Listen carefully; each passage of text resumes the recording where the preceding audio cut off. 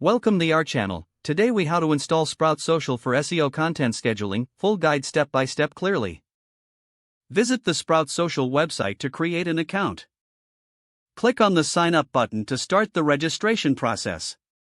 Fill in your details, including your email address and password. Confirm your email address through the verification link sent to your inbox. Once verified, log in to your Sprout Social account.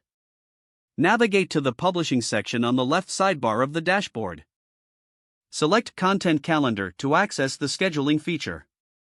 Familiarize yourself with the calendar interface displayed.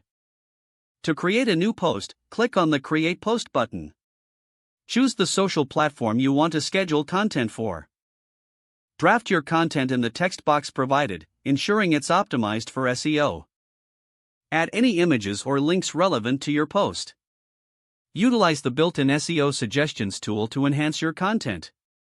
Schedule your post by selecting the desired date and time. Review your scheduled posts in the content calendar. Make adjustments as needed by clicking on any post. Additionally, explore the Analytics section to track engagement. Use insights from the analytics to improve future content. Once comfortable, explore additional features like social listening and reporting. Integrate your existing content strategy with Sprout Social's scheduling tools. Stay consistent by regularly evaluating your published content performance. If the page does not load, refresh the browser or try again in a private or incognito window. Make sure you are using the correct email address, then retype it carefully to avoid small typos. If your password is not accepted, use the reset option and create a new strong password you can remember.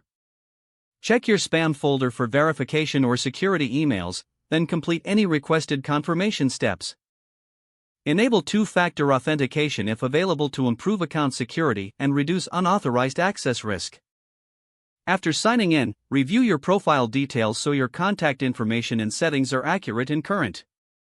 If you see an error message, note it down and try again after restarting your device and internet connection.